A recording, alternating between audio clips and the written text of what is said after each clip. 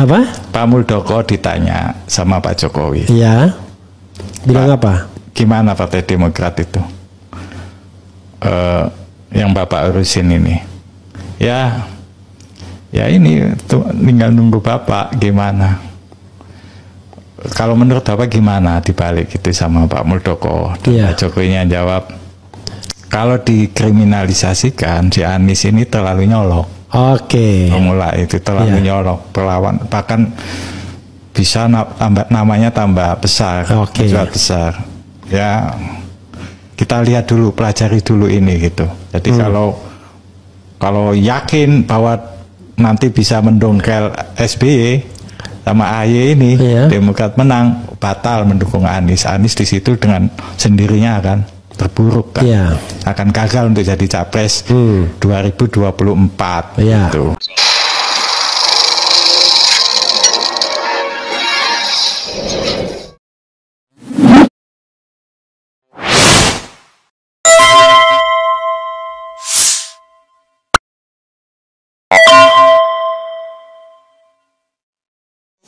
Assalamualaikum warahmatullahi wabarakatuh. Pemirsa, bocor bro, Jokowi itu kurang ajar ya. Itu kata elit Demokrat Muldoko. Demokratnya Muldoko yang tempoh hari itu ya bekerja untuk membuat Demokratnya SBY itu tumbang ya, dengan berbagai kasus yang muncul, berapa kali ke pengadilan sampai akhirnya sumpah tanda tangan darah atau apa gitu kan. Terakhir itu ternyata dimangkrakkan, upaya itu tidak lagi didukung Jokowi. Nah, ini salah satu elitnya pemirsa mengatakan bahwa Jokowi itu kurang ajar.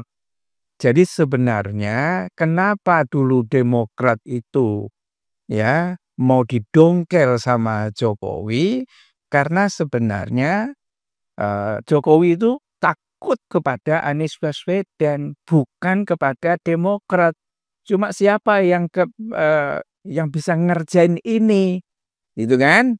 Maka dikerahkanlah Muldoko. Muldoko kerja dengan beberapa oknum yang ada di Demokrat, mungkin diiming-imingi dengan apa dan lain sebagainya, ya kan? Nah, setelah itu mereka membuat muktamar tandingan. Muktamar tandingan gagal dan pada akhirnya cukup solid itu Demokrat itu ya, akhirnya berkali-kali seperti itu ya. Nggak mungkin kan seorang ketua KSP ya Muldoko itu bekerja seperti itu hanya maunya sendiri, karena jelas dia bukan orang Demokrat. Di belakangnya siapa? Jokowi. Ngapain Jokowi harus membuat Demokrat seperti itu? Karena zaman itu Demokrat itu dukung Anies Baswedan dengan peluang si AHY itu jadi jadi wakil presiden. Rupanya cara ini kemudian diubah dengan apa? Ya kan? Diumpankanlah Caimin. Ya, Caimin sebetulnya itu ya orangnya Jokowi juga gitu loh.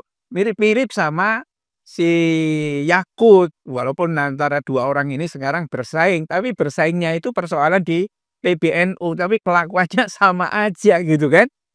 Nah, Anies tidak menyadari hal itu, langsung umpan itu disambar. Umpan disambar melahirkan ya kemarahan di kubunya Demokrat itu ya.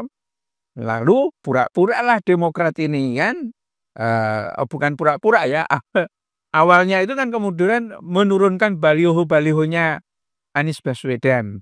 Nah, ini fitnah, ini manusia keji ya, mengingkari janji yang keji dan lain sebagainya.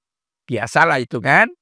Ya, kemudian Demokrat itu pura-pura bergabung dengan PDIP, ya menjajaki. Padahal sebetulnya sudah deal dengan Jokowi gitu kan.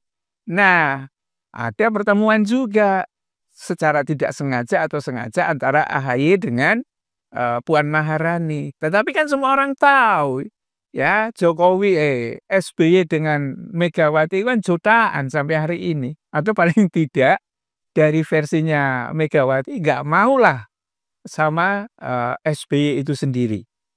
Ya, karena ada 5 hal kalau menurut Pandan Ababan itu yang tidak bisa dijawab oleh SBY terkait hubungannya dengan Megawati. Kalau SBY yang ngakunya sudah purnawirawan, ibaratnya sudah dicomberan, nggak diangkat Bu Mega, kalau sampai seperti itu kemudian ngalahkan Mega, itu kan nggak mungkin gitu, mungkin ungkapannya seperti itu.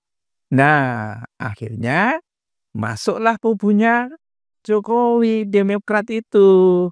Nah, pembicaraan bawah meja, jelaslah, dapat apa dong saya ke sini, masa cuma didiemin aja? Ya sudah, menteri dan lain sebagainya. Setelah sampai sudah itu, ya Anies Baswedan terpaku dengan mencoba mengajak Caimin keliling, karena itu kan paling santai PKB dalam Pilpres tempo hari itu. Karena memang kelakuannya ketuanya, elit-elitnya seperti itu aja, cuma muka manis saja di depan Anies, tapi sebetulnya dia orangnya Prabowo. Itu juga dinyatakan oleh Prabowo sendiri. Makanya Caimin tetap menjadi menterinya Prabowo. PKS yang kukuh melakukan perjuangan bersama Anies sampai ke Pilpres, akhirnya nggak dapat apa-apa kok di kabinetnya Prabowo ini. Jadi batasnya itu sampai Prabowo jadi presiden itu siapa yang berjuang dan siapa yang enggak. Kalau yang menyusul-nyusul kemudian nggak ada artinya itu. Makanya PKS partai besar ini sebetulnya kasihan banget gitu.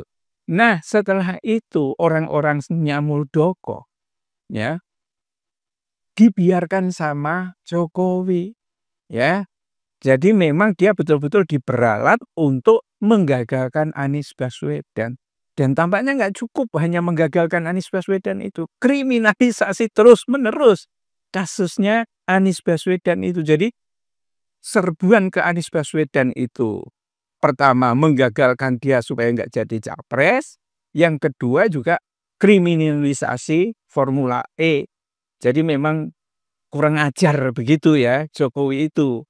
Jadi elit-elit Demokratnya Muldoko itu hanya sekedar jadi alat untuk jegal Anies. Ini pemirsa. Jadi kelakuan seperti inilah yang tampaknya akan nanti menghajar Mukidi itu sendiri.